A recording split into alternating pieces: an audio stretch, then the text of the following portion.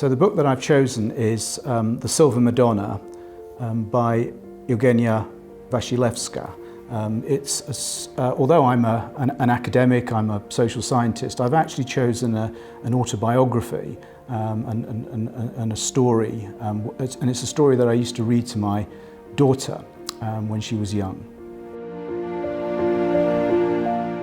Eugenia Wasilewska is somebody who lived in the Polish borderlands in eastern Poland before the Second World War, the area that was invaded by the Soviet Union in September 1939 and is now part of Belarus and Ukraine. And it's the story of, she was one of millions of Poles who lived in the Kresy, the Polish borderlands, who were deported to Siberia. Like my father, that was his story, and then she actually manages to escape from the labour camp in which she's held, and it tells of her adventures in trying to get through the Soviet Union and how she eventually ends up making it to the West. It's a very sad story, heartbreaking at times, made all the sadder by the fact that it's all true. But it's also a very uplifting story because she's able to triumph in the face of enormous adversity. So it's a book that's both humbling because it makes you realise how easy your loss is compared with other Poles, other people who have gone through those experiences, but also uplifting because of the tremendous courage and bravery that people like Eugenia Wasilewska were able to display.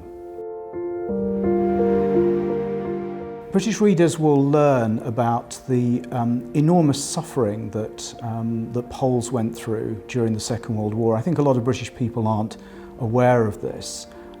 6 million Poles died during the war.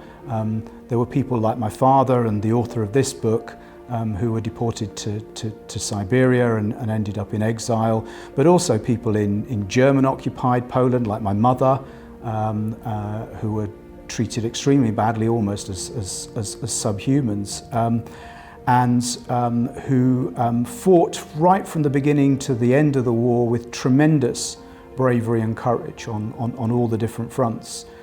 So I think a lot of people don't realise in Britain how much Poland and Poles suffered. So I think that's one thing they'll learn. I think they'll also learn how a lot of people of my parents' generation ended up living in the UK. Most Poles that British people come into contact with now are people who come here to work and to earn money, to better themselves, whereas the people of my father's generation came here as a result of the war, as refugees or deportees, and were not able to return for political reasons, because the Poland that they would have gone back to was not free. It was run by a different occupier, by the Soviet communists. I think they'll also learn that there's some amazing people among that generation. There's some absolutely amazing stories. I'm Professor of Politics at the University of Sussex, and I research Central and East European politics, and I specialise in contemporary Poland. Although I was born in the UK and grew up here, my parents are from Poland, and we grew up speaking Polish at home, and I was immersed in Polish language and culture, and all my family live in Poland, so I used to spend many of my family holidays when I was young visiting them in Poland. So my attachment to Poland is both an intellectual one through my work and my research, and also a very personal, a very emotional one through my family.